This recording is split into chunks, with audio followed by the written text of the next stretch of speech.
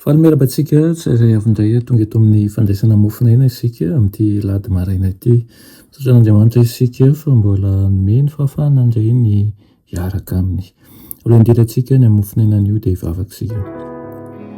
Tompoandriamanitra tolotrainao ny dera ny laza ny atsa sy ny voninahitra. Misaotra izay fa mbola nomeny fahafahana indray dia ny hiaona aminao, hifandray aminao ary handray ny hery avy aminao. Ngataka aminao indrindra izay iray eo ny asanao amin'ny fiainana tsirairay avy aminaran'i Jesosy. Amen. Lohateny mofinainantsika androany dia manao hoe mangataha amin'ny mpinoana.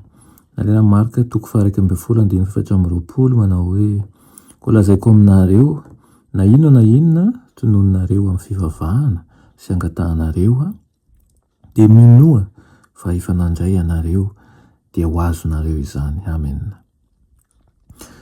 Hoy ny ten'Andriamanitra manao hoe koa ianareo na dia ratsy aza malala hanome zava-tsoa any zanakareo, tsy maika va ny rainareo izany an-danitra no hanome zava-tsoa an'izay mangataka aminy.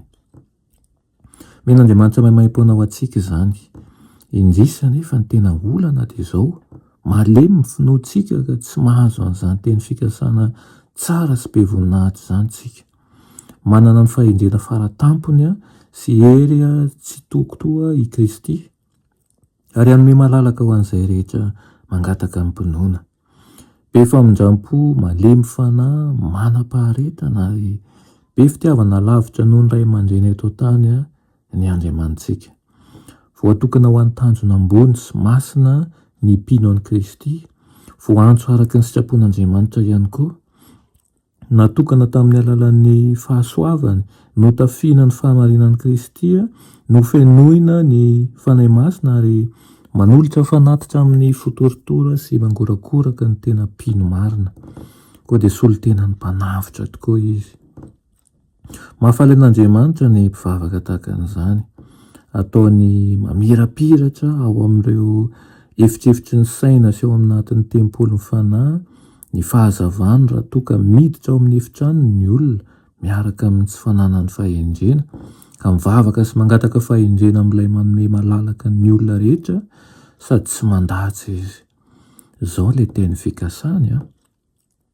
Omena azy izany, nefa aoka hangataka amin'ny finoana izy ka tsy hianahana akory, fa izay mianahana dia toy ny alon-dranomasina entin'ny rivotra ka atopatopany. Ao amin'ny Jakoba 1:5 sy 9 misy an'izany. Ny zavatra rehetra dia hainy mino, tsy misy ho diso fanantenana izay rehetra manatona ny tompo amin'ny fotsotso.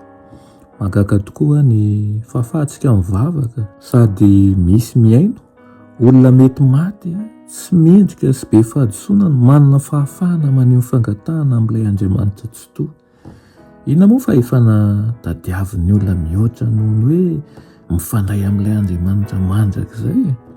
Manana tombotsoa iresaka ny mpamorona azy ny olombelona malemy, olombelona mpanota. Tafapahaka any amin'ny seza fiandrianan'ilay mpanjaka an'izao rehetra izao ny tena loaka ny vavantsika, mamboraka ny etaitapontsika ao amin'ny efitranontsika isika, ary avy eo miara mandeha amin'Andriamanitra tahaka ny nandehanan'ny Enoka. Aokara ho tsarovinao ankehitriny fa aoka ny fivavakantsika ao anatin'ny finoana izay tsy mianahana mihitsy, fa manolotra ny fontsika sy ny saintsika amin'Andriamanitra irery ihany. Amen. Vavakantsika, saotranao izay indrindra ray hony amin'izany fitiavanao izany, mangataka ny fanahinao masina hiasa ao anatinay, ka ninona zavatra angatahanay amin'ny anaranao dia inonay fa efa azonay tokoa izany, satria tanteraka amin'ny fiainanay tsirairay avy ny teny fikasana avy aminao. Aminaran'i Jesosy. Amen.